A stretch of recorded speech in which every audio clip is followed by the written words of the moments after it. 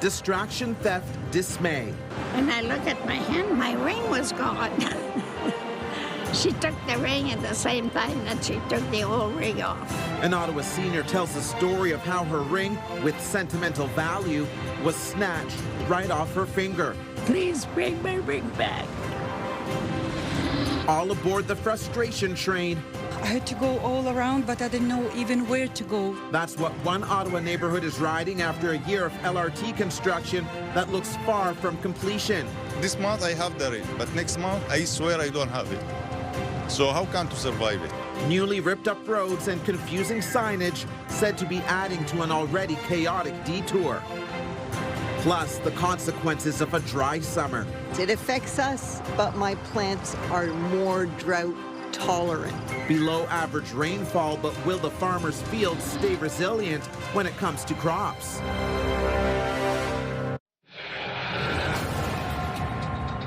Good evening. Patricia is away this week. We begin with breaking news just into our newsroom. Air Canada flight attendants have voted in favor of strike action by a massive majority.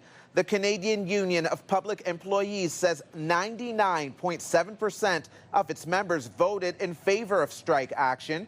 The vote comes after contract talks between the airline and the union ended without a deal. If no collective agreement is reached, the union said a strike could happen as early as August 16th.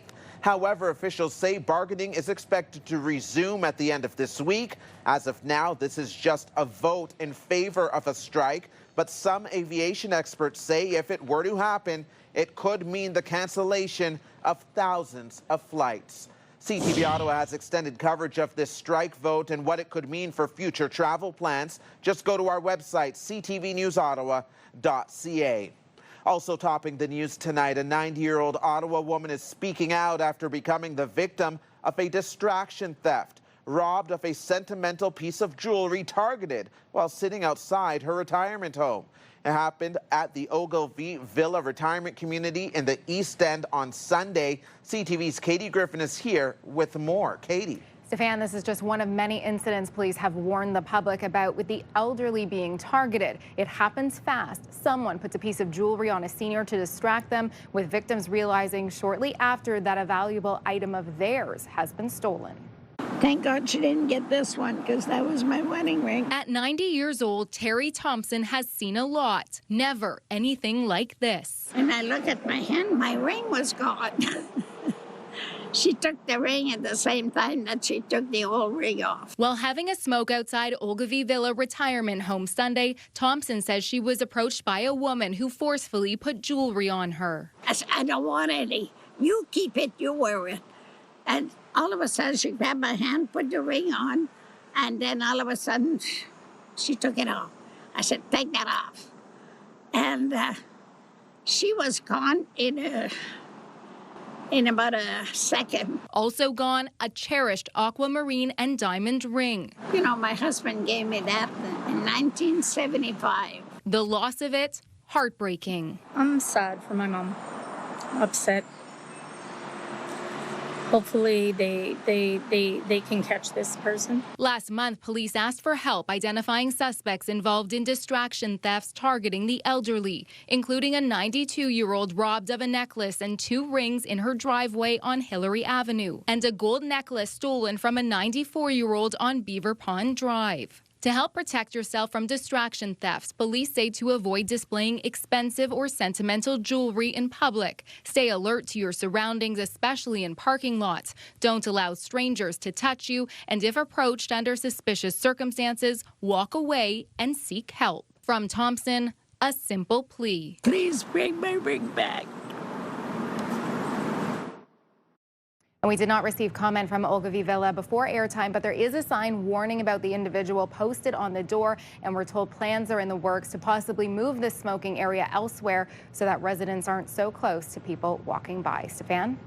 Devastating. CTV's Katie Griffin reporting live for us tonight. Thank you, Katie. Businesses along Richmond Road say the western expansion of Ottawa's LRT is driving customers away, and some worry they won't survive the construction chaos. One owner says even the signs he's putting up to help guide people to his shop keep getting taken down. The businesses are located on Richmond Road at Woodruff Avenue, where work is underway to extend LRT to Algonquin College and Moody Drive. CTV's Caitlin Wilson joins us live now with more on that. Caitlin. Stefan, the stretch of Richmond Road has been under construction for more than a year, and with part of Woodruff Avenue also shut down since the end of July, some business owners say things have gone from bad to worse. When they notice it, they remove it right away. Alakiki is trying to survive construction, but he says his signs are being taken down by bylaw. I put one sign in the bottom of the street of Woodruff just to let people we're still alive, guys, with a small mark. They remove it. They said, no, you're not allowed. Next time we're going to give you a fine. Last summer, he told CTV News sales at his Richmond Road barbershop were down as much as 80% after construction began on the western extension of the LRT. Now he says it's worse.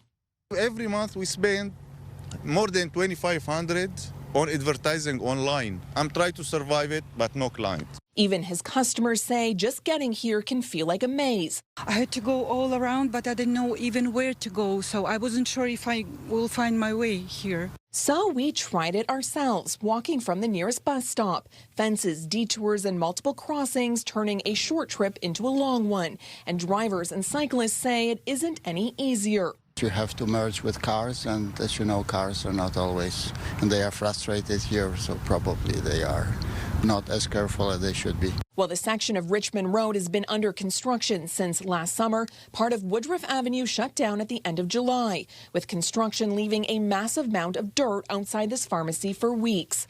It definitely affected our business. We were hoping for, better communication. We haven't actually received any communication from the businesses about any upcoming constructions. Area Councillor Teresa Kavanagh says the city can't directly compensate businesses, but the contractor was supposed to help with advertising. I don't know what happened, but I'm finding it very frustrating myself because I'm told that they were going to do something. I'm going to request that we do look into what can be done in terms of other things that would help businesses. Woodruff is expected to reopen in October and Richmond Road early next year, but some here fear they won't make it that long. This month I have the rent, but next month I swear I don't have it. So how can to survive it? In a statement, bylaw says 3 signs were removed Friday because they violated the city's sign policy. Meanwhile, the city says they are putting up signs to help direct people to the businesses in the construction zone. Stefan? CTV's Caitlin Wilson reporting for us tonight. Thank you, Caitlin. The lazy, hazy days of summer continue for Ottawa and much of Canada. Smoke from wildfires burning in the western part of the country are having an impact on our summer weather and air quality. CTV's Austin Lee is following this story for us tonight. Austin, what more can you tell us? Well, Stefan, Environment Canada has lifted air quality statements for Ottawa and all of Ontario today, but that comes after 3 days of smoky conditions. However, smoke is expected to drift back into the region. This was the scene in Toronto just this morning as heavy smoke hovered over Canada's largest city. Winds blew in so much smoke it created some of the worst air quality in the world in Toronto on Saturday. And the cause is the dozens of wildfires burning across the country, sending smoke into Ontario and creating a blanket of haze in a number of communities. Now, the wildfire smoke has also drifted into the U.S., prompting air quality alerts in several states. This was the scene in Boston yesterday. You can see the smoke has settled into Massachusetts. It's also caused some delays at Logan Airport. Environment Canada's David Phillips says that he is warning the smoky conditions could linger through August as those wildfires continue to burn out west. The fires are distant fires, but the air currents are bringing them into the Ottawa area. And it's not finished yet. We've got right now burning about 750 fires. I mean, 2/3 of them are out of control. These are big, major fires, and they're producing a lot of smoke. And nature is just not putting them out. They're starting them with lightning, but it's not putting it out. And so this is going to be with us for, I really think, through August. Now, Phillips says Ottawa had 30 hours of smoke at the Ottawa airport over the August-long weekend, 70 hours of smoke so far this summer in total. Ottawa's Air Health Quality Index was rated as moderate risk on Sunday. It's at a 2, which is low risk today, but that is expected to bump up to a 3 later on tonight. Stefan. And I know some of those Ironman athletes were concerned about it on Sunday, but we made it through. Thank you, Austin.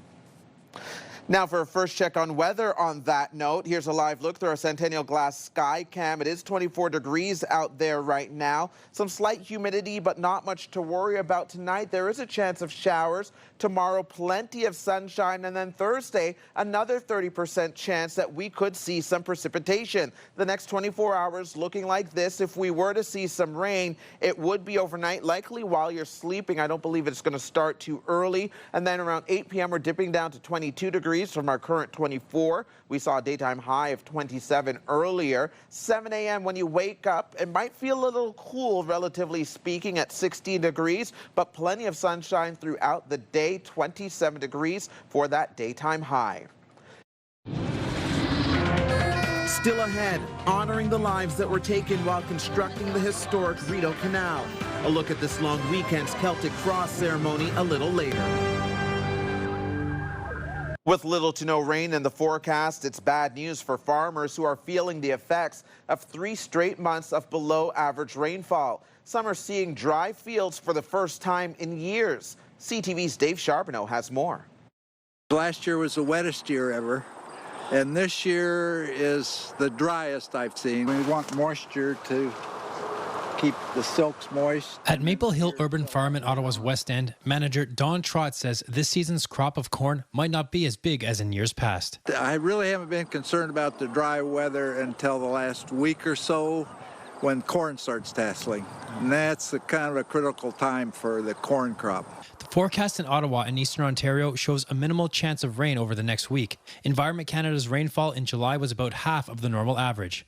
That could affect crops, including corn. Corn's pollinating, the silks are moist, and the pollen's got to hit that moist silk in order to pollinate the corn.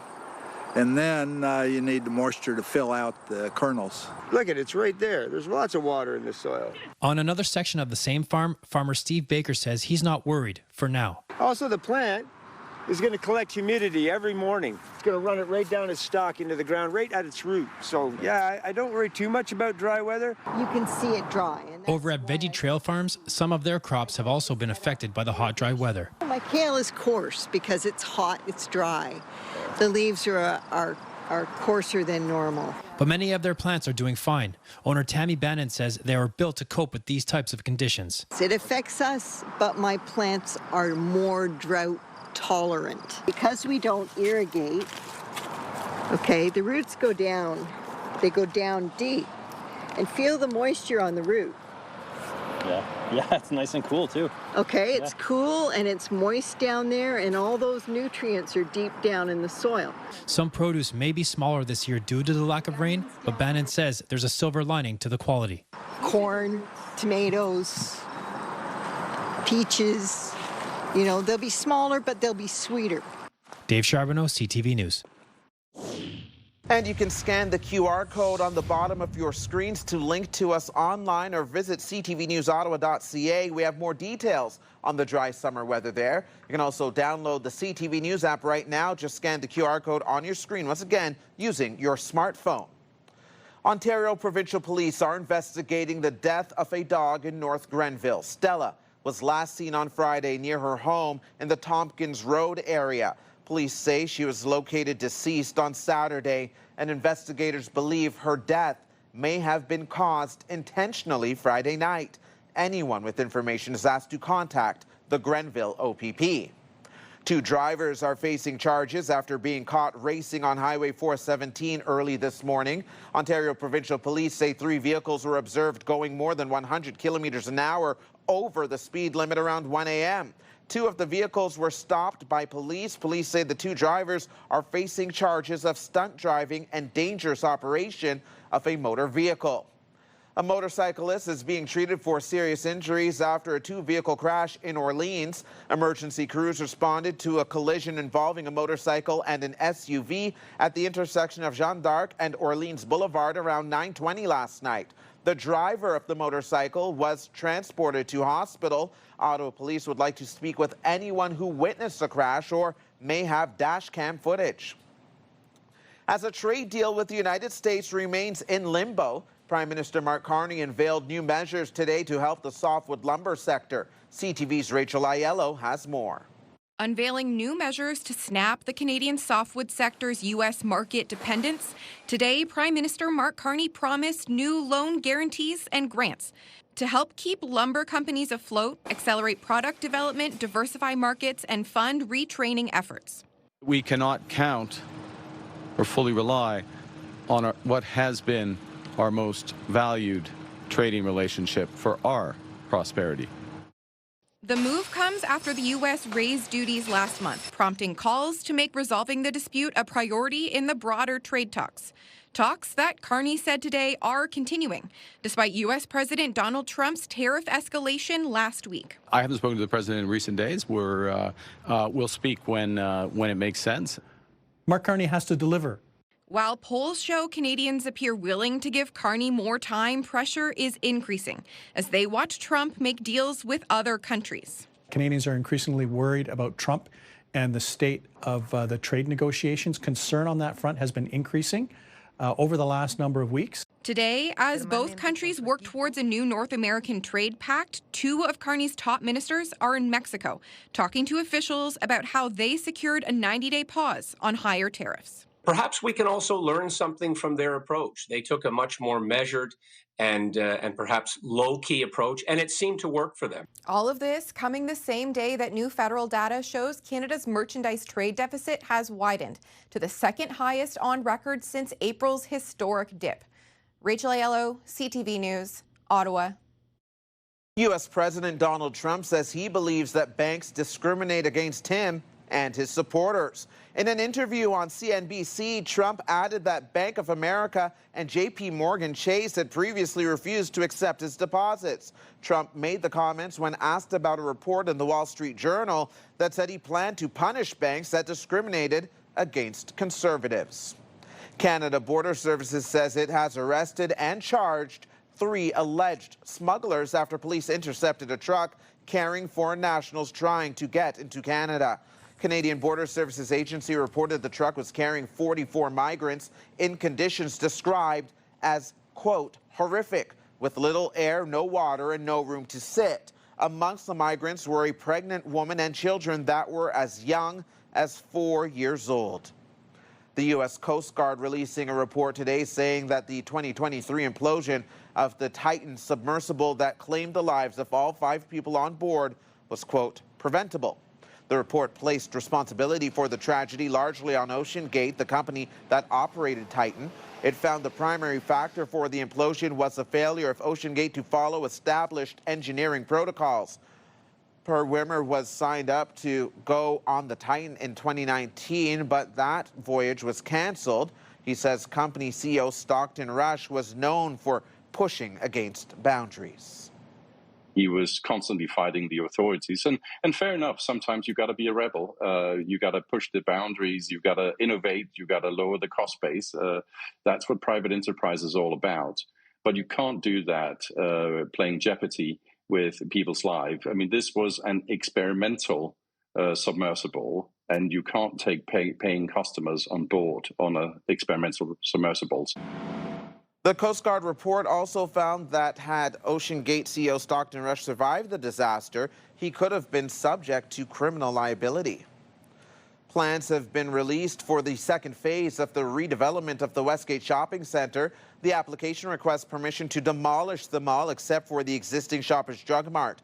A new grocery store will be built between the remaining portion of the mall on Carling Avenue and Highway 417.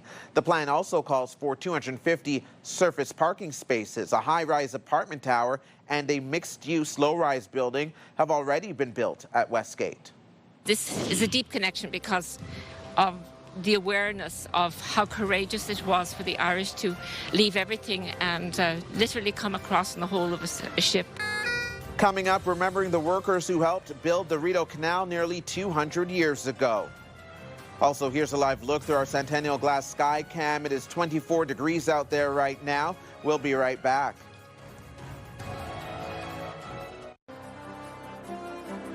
Welcome back. No collisions to report on Ottawa's highways on this Tuesday evening. Just a reminder, there's construction on the Queensway between Parkdale and Bronson Avenue that could slow down your drive. Well, the workers who died building the historic Rideau Canal nearly 200 years ago were honored at a ceremony on Colonel By Day. CTV's Camille Wilson reports. Tom Flood gets emotional when Colonel By Day comes around. I come here every year to recognize and appreciate the work my two great-great-grandfathers did when they came to Canada in 1826 to help build this canal. People gathering Monday afternoon at the Celtic Cross Monument near the Rideau Canal to pay tribute to the estimated 1,000 workers that lost their lives building the Rideau Canal between 1826 and 1832. This is a deep connection because of the awareness of how courageous it was for the Irish to leave everything and literally come across in the whole of a ship. Prayers, speeches, tributes, and a moment of silence shared. Because of the recognition our Rideau Canal has, not just to those in our city, whether it's during the summer or in the winter months as the world's longest skating rink, also to the tourists as well. So to both. It's great to it's a vision of beauty and splendor. As many as 7,000 people work to build the Rideau Canal, 16 hours a day, 6 days a week, fighting cold winters and hot summers. We just appreciate the work and the freedom that we enjoy here in Canada because of their early days and their hard work. A lot of people don't realize and recognize that, hey man, like the times were tough when they built this thing between 1826 and 1832, and a lot of folks got hurt and were killed as a result. 5 engraved symbols on the monument: an Irish harp, a pick and shovel, a mosquito, a wheelbarrow, and an explosion representing the tools used, working conditions, and disease people died from. The monument was first unveiled in 2004. It's very important to a person who is an Irish immigrant to have that connection to the people who came before us. Birthed from tragedy, now the Rideau Canal is a World Heritage Site, one of the biggest tourist attractions in the capital. Camille Wilson, CTV News. The hot and humid weather is set to return to Ottawa for the first week of August. It was a mostly cloudy day as people biked, walked, or boated along the Rideau Canal in Ottawa. Let's have a closer look at that forecast right now. Our satellite radar picture showing mostly clear skies, but we are hearing about a slight chance that while you're sleeping, you could see some precipitation. But those clouds won't be lingering too long because we're expecting plenty of sunshine tomorrow. We'll get to more on that in a minute. Right now, let's take a look at temperatures right across the country. Currently in St. John's, Newfoundland, 14 degrees, so much cooler than Fredericton, which is sitting at 22, or even Ottawa, that's sitting at 24 and flirting with 25 degrees. To the south of us in Toronto, lots of sunshine. They just got over some of their haze or poor air quality conditions. They're currently sitting at 28. As we continue to move further west across the country, Winnipeg seeing a current temperature of 26 degrees, mostly cloudy skies and some rain there. Regina also seeing a chance of rain in 18 currently. Calgary seeing fairly similar conditions with a risk of a thunderstorm, 24 degrees. You know, Calgary's been seeing a mixed bag of weather recently. Vancouver, known for its showers, seeing some precipitation and a current temperature of 21. Tonight, we will be seeing a low of about 13 degrees here in the nation's capital. A little warmer along the Seaway, Kingston and Trenton at 15 degrees. Brockville at 17. Over in Bancroft, 9 degrees, so a single-digit overnight low, where we're used to seeing double digits with the summertime. 12 degrees in Gatineau overnight. Mont Tremblant also single digits. That's to the northeast of us. 9 degrees there. Montreal, 14 degrees overnight. In Petawawa, we'll see an overnight low of 12. Tomorrow's daytime highs, lots of sunshine for our neck of the woods. 27 degrees in Cornwall, Ottawa, Bancroft, and Pembroke. Also with Kitigan, Zibi, we'll see 27 degrees and sunny skies as well. Bancroft may see a bit of cloud coverage, however. Kingston, some partly cloudy conditions and a high of 28. It'll also be 28 in Gatineau tomorrow, but very similar conditions right across the board. This 7-day forecast is brought to you by Davidson Hearing Aid Centers, celebrating more than 80 years in family business. Taking a look at that 7-day right now, Mostly sunny skies tomorrow, and again, there's a chance we'll see some rain overnight, but very unlikely. Thursday and Friday is when we are more certain of a 30% chance of precipitation, but we know it's still early. That could change. A high of 27 on Thursday, high of 28 on Friday, and then brace yourself for the weekend. Again, it's a short work week, and the weekend looking very hot for now. 30 degrees on Saturday, 31 on Sunday. Monday heats up even more with 34 degrees and sunshine, 32 on Tuesday. More than 1,800 people now have the title of Ironman after competing in Ottawa this weekend. A look back at the first Ironman in Ottawa when we return. Get the latest live local breaking news. Sign up now for our morning and evening CTV News Ottawa newsletter. The best local content from CTV News, CTV Morning Live, and News Talk 580 CFRA. Get it all in one place. Sign up now at ctvnewsottawa.ca. The CTV News Ottawa newsletter is brought to you in part by CAA Business.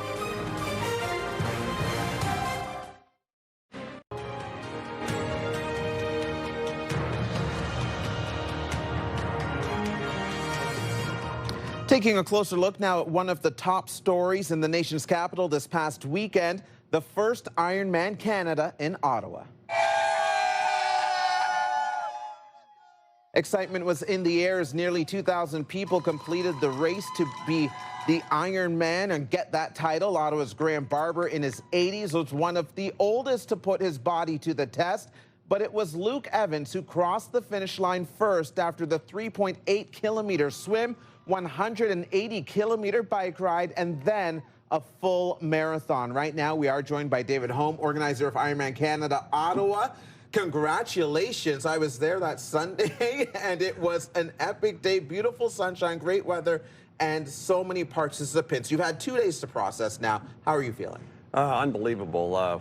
We certainly we had high expectations, but I would say I'm thrilled to say that we exceeded expectations. You exceeded expectations, and the feedback from the participants and spectators. Unbelievable. The host city, Ottawa, greeted us when we arrived last week, and on race day, everybody showed up. Incredible support, and we're thrilled with the outcome. Now, I know you have a lot of experience with Ironman and the brand. What made Ottawa stand out or special for you? Well, certainly we've noticed that Ottawa, for sure, as a city, has elevated the profile of hosting international events.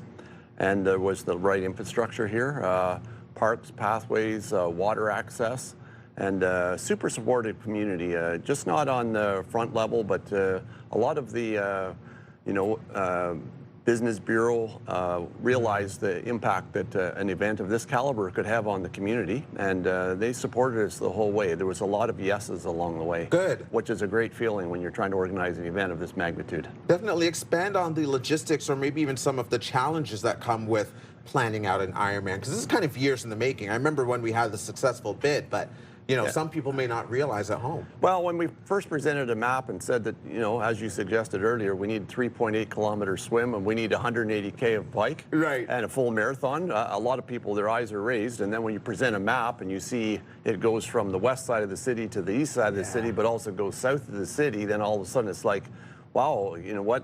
They really do need a lot of real estate, and that was the starting point. And it was with least resistance that we were able to find the course, and that really makes it great for us as operators. I mean, months out, you have a confidence going into it that you know what, we've got this incredible support.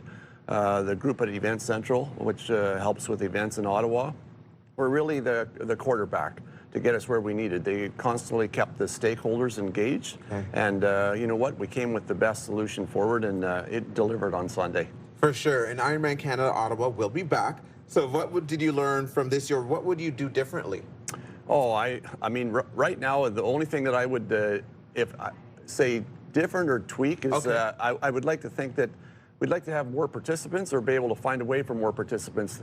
The athletes that came forward were already talking about next year before we'd even started the race on Sunday. It's like, you know what, will there be more spots? Because some people missed out on the sellout last year, and it was right away. They're just like, you know what, is there more spots going to be available? People want to come to Ottawa, which is a great feeling. Amazing, amazing. And so as we look forward to next year, anything you want people to also look forward to themselves if they weren't able to attend? Well, you know what? People that couldn't attend, it was the energy that was certainly down at Majors Hill Park, Murray Street for that finish line. There was a couple moments there where, you know what, it was suggested to me it was a euphoric experience, and I stood back sometimes in the crowd and just kind of glazed across that general area, and I thought, I can't believe how engaged this community was to support this event. And our athletes, they brought that message right back to us. I polled a couple athletes when we were done, and they were saying that, couldn't believe it, I was running in this neighborhood, and there were so many people out cheering, you know, people that, you know what, that potentially never knew the race was in town, but they came out and supported it. And that's the most amazing feeling, that you can have a course as large as ours and get support from start to finish. And you know what, as I said, we exceeded expectations. We're thrilled to be back for another 2 years, and anything is possible with Ironman. For sure. Congrats again. Congrats again. I was shocked. I thought this could never happen to me. Coming up, a warning about paying with e-transfers after a woman has more than $2,700 hacked. Stay with us.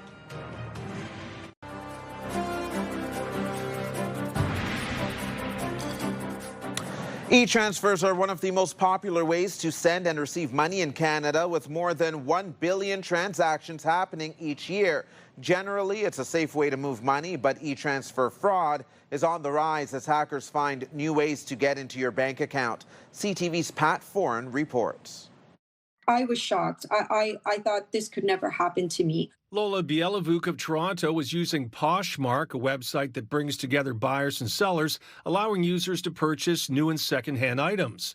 Bielavuk posted pajamas for $40, and someone offered to buy them. I saw a link there that was for $40, which is what I was selling it for, an e-transfer. Perfect. Bielavuk says she was sent what looked like a regular e-transfer link, so she decided to deposit the money. I clicked Tangerine. I put in my client number and password. So I entered in the security code thinking everything is fine. But after she did that, the website froze. Someone she didn't know added their name to her e-transfer contact list, and she was scammed out of $2,740. This happened in January. She's been trying for 6 months to get her money back without success. And I was told that my claim was denied, that I was the one that was negligent. Tangerine Bank told CTV News Tangerine will never ask you to download software or remote access apps, and you should never share your login information or one-time passcodes with anyone. Think before you click. Just don't go ahead and click on links that have been sent to you. Cybersecurity expert Ritesh Kotek says AI is making it easier for criminals to create real-looking e-transfers and banking websites. He says scammers send fake links hoping you'll click on them. You think you're logging into a financial institution such as your bank, but in actuality you're logging in and giving your information to these fraudsters and hackers. Kotak advises using auto deposits, strong passwords, and making sure you're on trusted websites. After CTV News reached out to Tangerine Bank, they reviewed Bielavuk's case again and told her, our recovery efforts with the other financial institution were ultimately successful and your funds have been fully recovered. Bielavuk has now been given a full refund, which was great news for her. Thank you, CTV, for helping me get my money back. From the bottom of my heart, I'm so grateful. Thank you for everything. Pat Foran, CTV News.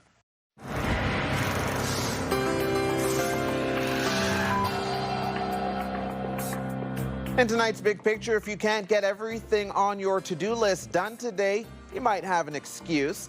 August 5th is predicted to be one of the shortest days of the year, marking the latest time the Earth could see a day shortened by more than a millisecond. According to Time and Date, scientists predict that today will be 1.34 milliseconds shorter. Earth takes 24 hours to complete a full rotation in a standard day, equal to exactly 86,400 seconds. Now, some other stories you need to know right now. Canada's newest tennis sensation, Victoria Mboko, has advanced to the semifinals at the National Bank Open. Honestly, I didn't have any expectations for myself this week. I was like, I'm just happy to be here. I'm happy to be in the main draw. Mboko won her quarterfinal match last night in Montreal, beating Spain's Jessica Buzas-Manero in straight sets. Mboko is the first Canadian to reach this tournament's semifinal since Bianca Andreescu's title run in 2019, and the youngest woman to reach the semis since 2015. The last train to Delhi is set to close in Ottawa's Glebe neighborhood. The owner announced on social media that the Indian restaurant on 4th Avenue is closing, and he will be changing the business model to move to catering. The last train to Delhi opened in 2019. There have been no complaints about legal drinking in Ottawa parks this summer. As of July 1st, alcohol consumption is permitted in 8 municipal parks from 11 in the morning until 9 at night as part of a pilot project approved by City Council. Bylaw Services says since the launch, it has not received any complaints related to alcohol use in the designated pilot parks. However, it has received 10 complaints involving alcohol consumption in non-designated parks, which resulted in 1 verbal warning being issued. Public transit is now available for residents in Pembroke. The Ottawa River Transit launched a 3-year on-demand transit pilot project today. 2 8-seat vehicles were operating within the city limits, and people can book trips for $5 per ride. The goal is to have riders walk no more than 5 minutes to and from their chosen pickup and drop-off point. A Dubai brand chocolate product is being recalled in Canada due to potential salmonella contamination. The Canadian Food Inspection Agency says the recall was triggered by test results and affects pistachio and kanafe milk chocolate from the brand Dubai. The product was sold both online and in Quebec and is being recalled by distribution Bonbon JJ Candy. The recall notice states that there have been no reported illnesses associated with the consumption of this product. If we then start eroding and picking away at that denning habitat that's so important for producing new cubs and keeping those populations sustainable. Coming up, raging wildfires in Western Canada could threaten polar bears. Stay with us. Here's a live look through our Centennial Glass Skycam, and we are searching or chasing more information about a building fire. We did receive word from someone who phoned in saying the fire is on Geeks Avenue, just west of Dalhousie Street. Heavy smoke is billowing into the air, so we are trying to get you more information. Keep checking ctvnewsottawa.ca for more, and if we aren't able to bring you more information before the end of this broadcast, you can always tune in to CTV News Ottawa at 11:30. Canadian medical experts say measles transmission in our country continues to soar. As CTV's Pauline Chan tells us, it could result in Canada losing its status in a matter of weeks as a country where measles has been eliminated.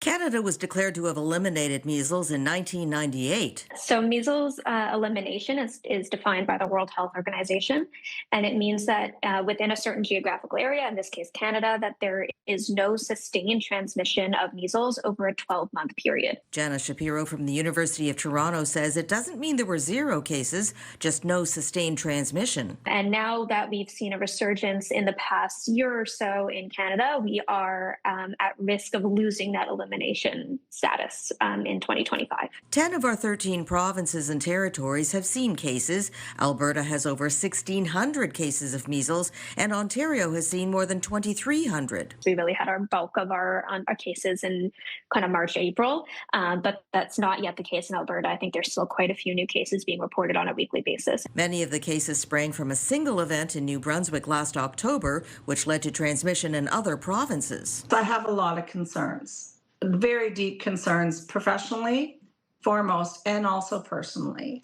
Professionally, because measles is truly the most contagious virus that you can come in contact with. Michelle Knorr was diagnosed with measles in May and was hospitalized for several days despite getting a vaccination decades ago. And as a teacher, she worries about measles spread. Average 32 kids in a classroom in city schools. It would be a really dangerous thing to have classrooms of children taken out by the measles. And most will manage it. Most will be able to be resilient and overcome it. but some may not. Shapiro says Canada could lose its measles eliminated status as early as October and says public health vaccination efforts must continue. Pauline Chan, CTV News.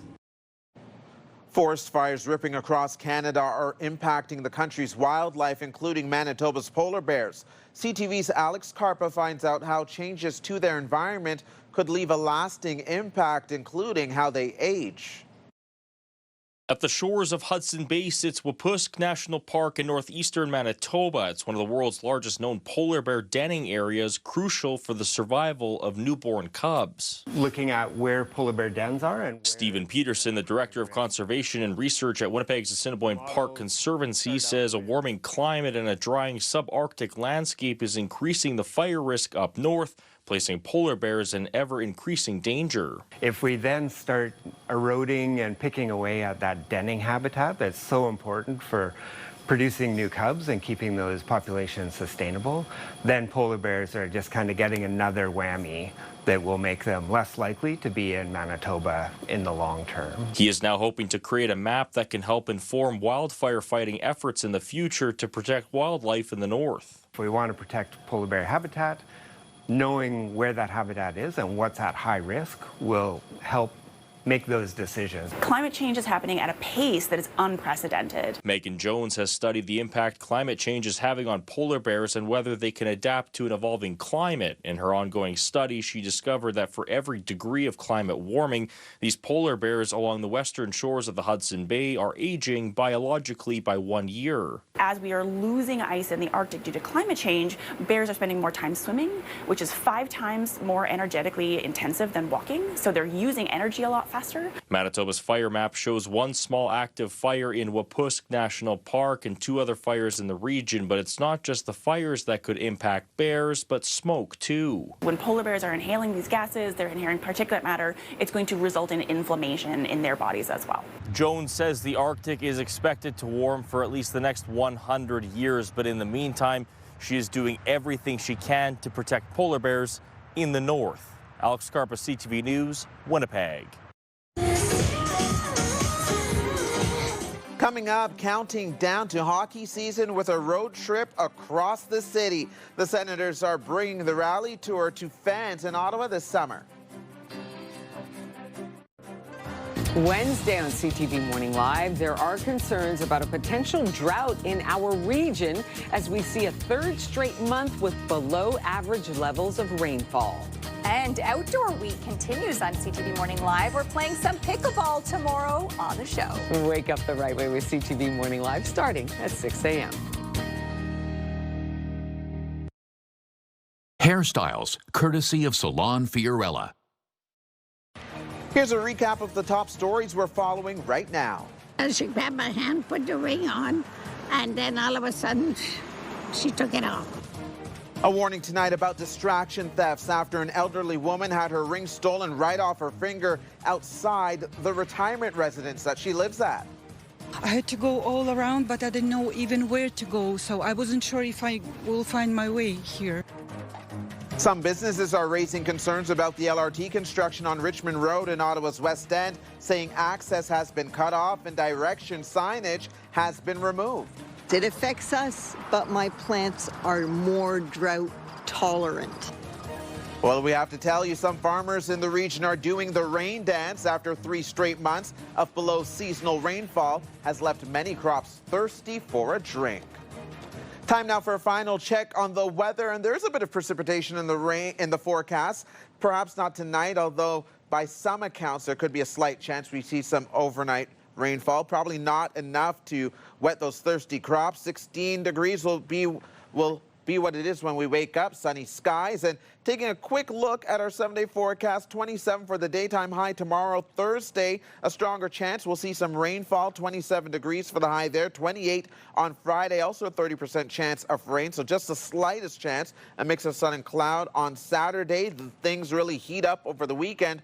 30 degrees Saturday, 31 on Sunday, and then even hotter yet for Monday and Tuesday, 34 and 32 respectively.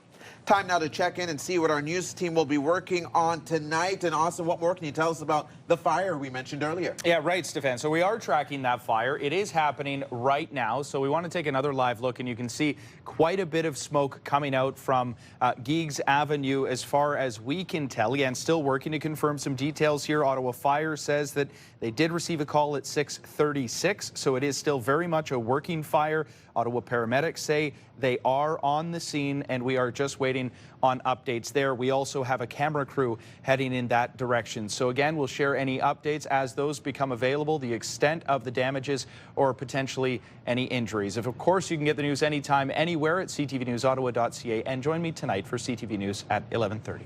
All right, and finally for us tonight, Austin, the Ottawa Senators are hitting the road to build excitement for the start of a new season.